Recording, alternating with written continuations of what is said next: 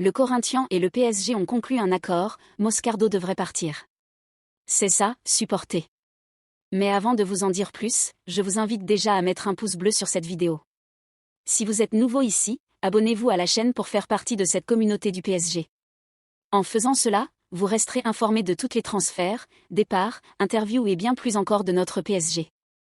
Mais ne vous inquiétez pas, cela ne vous coûtera rien. Des nouvelles tous les jours ici. Cela fait, continuons.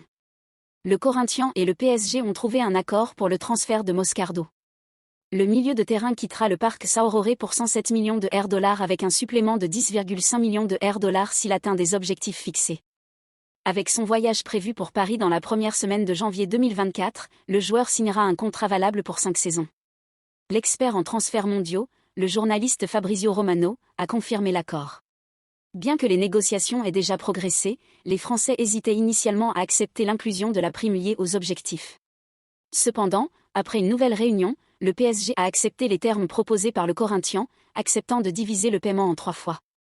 La conclusion et l'annonce de l'accord dépendent des signatures de la direction du Corinthians. Une légère divergence existe car Duilio Monteiro Alves reste président du club jusqu'au 31 décembre. Il a été responsable de mener toute la négociation avec le Paris Saint-Germain. Augusto Melo, élu successeur, prend ses fonctions le 2 janvier, mais il est également impliqué dans les pourparlers. À 18 ans, Moscardo devrait se présenter au nouveau club en janvier.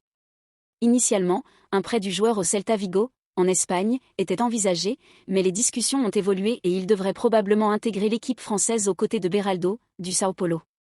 Révélé dans les catégories de base du Corinthians à l'âge de 12 ans, Moscardo est passé professionnel cette saison, participant à 26 matchs et marquant un but lors de la victoire 4-2 contre Vasco, à São Januário.